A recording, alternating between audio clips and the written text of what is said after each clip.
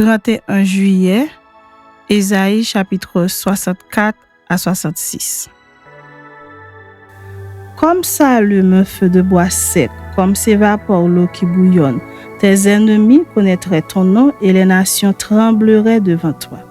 Lorsque tu fis des prodiges que nous n'attendions pas, tu descendis et les montagnes s'ébranlèrent devant toi. Jamais on n'a appris ni entendu dire, et jamais l'œil n'a vu qu'un autre Dieu que toi, fit de telles choses pour ceux qui se confient en lui. Tu vas au-devant de celui qui pratique avec joie la justice, de ceux qui marchent dans tes voies et se souviennent de toi. Mais tu as été irrité parce que nous avons péché, et nous en souffrons longtemps jusqu'à ce que nous soyons sauvés. Nous sommes tous comme des impurs et toute notre justice est comme un vêtement souillé. Nous sommes tous flétris comme une feuille et nos crimes nous emportent comme le vent.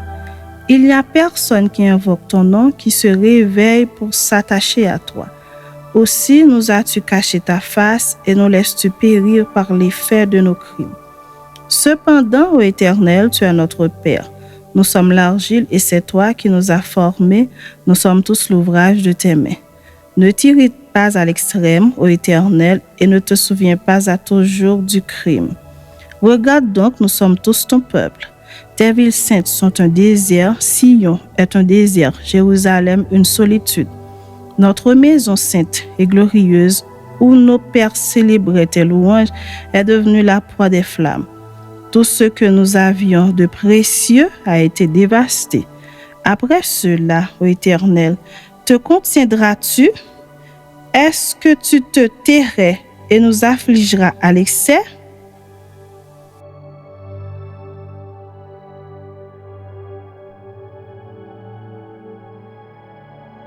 J'ai exaucé ceux qui ne demandaient rien.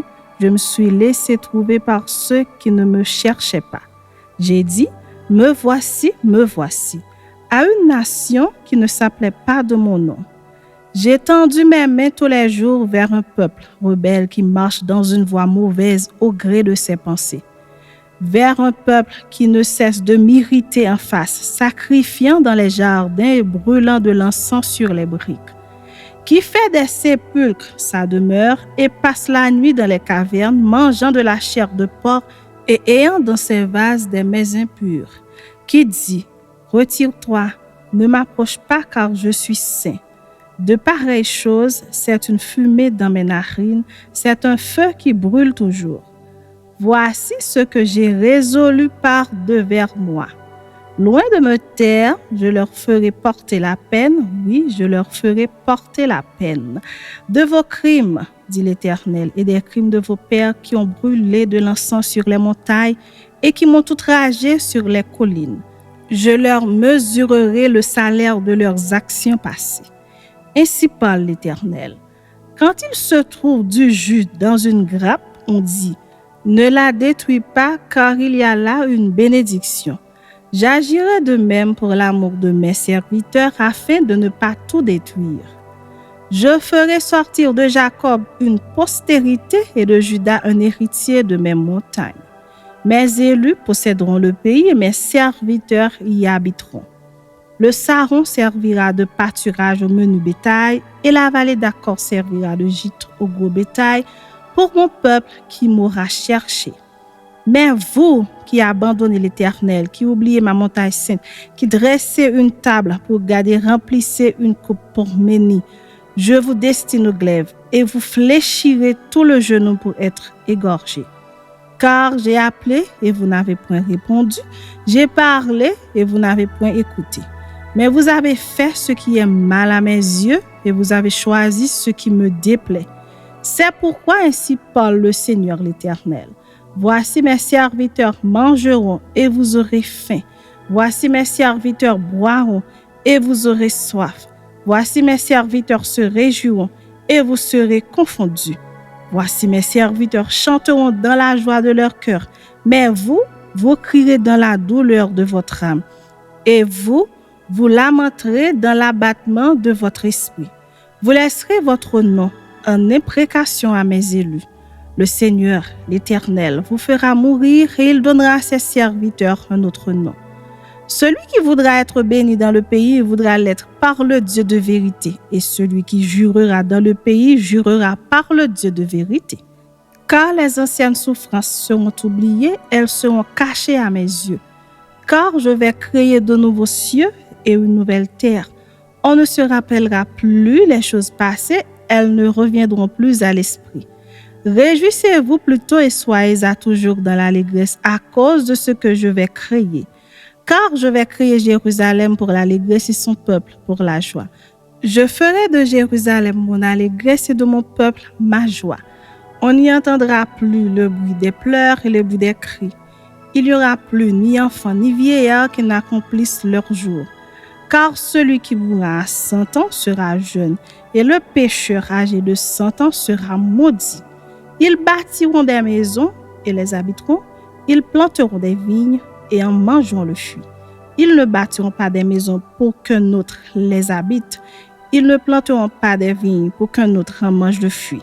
Car les jours de mon peuple seront comme les jours des arbres, et mes élus jouiront de l'œuvre de leurs mains. Ils ne travailleront pas en vain, et ils n'auront pas des enfants pour les voir périr. Car ils formeront une race bénie de l'Éternel, et leurs enfants seront avec eux. Avant qu'ils m'invoquent, je répondrai. Avant qu'ils aient cessé de parler, j'exaucerai. Le loup et l'agneau paîtront ensemble, le lion comme le bœuf mangera de la paille, et le serpent aura la poussière pour nourriture. Il ne se fera ni tort ni dommage sur toute ma montagne sainte, dit l'Éternel. Chapitre 66. Ainsi parle l'Éternel.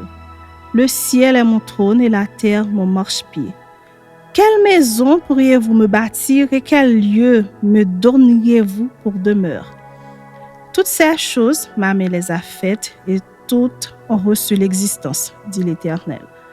Voici sur qui je porterai mes regards, sur celui qui souffre et qui a l'esprit abattu, sur celui qui craint ma parole. Celui qui immole un bœuf est comme celui qui tuerait un homme, celui qui sacrifie un agneau est comme celui qui romprait la nuque à un chien. Celui qui présente une offrande est comme celui qui répandrait du sang de porc. Celui qui brûle de l'encens est comme celui qui adorerait des idoles. Tous ceux-là se complaisent dans leur voix et leur âme trouve du plaisir dans leurs abominations. Moi aussi, je me complairai dans leur infortune et je ferai venir sur eux ceux qui causent leur effroi parce que j'ai appelé et qu'ils n'ont point répondu, parce que j'ai parlé et qu'ils n'ont point écouté. Mais ils ont fait ce qui est mal à mes yeux et ils ont choisi ce qui me déplaît. Écoutez la parole de l'Éternel, vous qui craignez sa parole. Voici ce que disent vos frères qui vous haïssent et vous repoussent à cause de mon nom. Que l'Éternel montre sa gloire et que nous voyions votre joie. Mais ils seront confondus. Une voix éclatante sort de la ville, une voix sort du temple.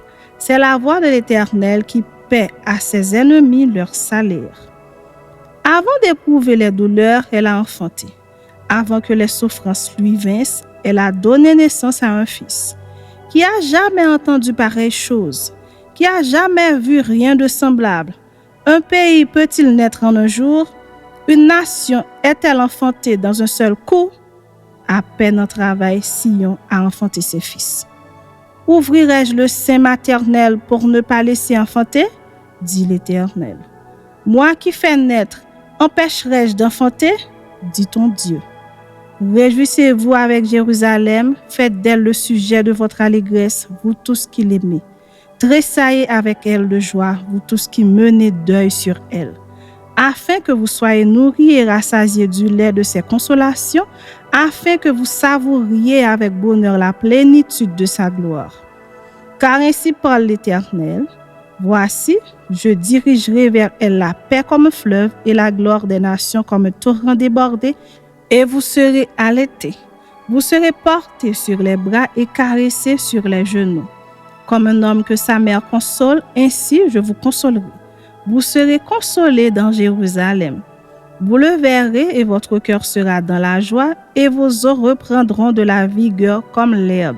L'Éternel manifestera sa puissance envers ses serviteurs, mais il fera sentir sa colère à ses ennemis.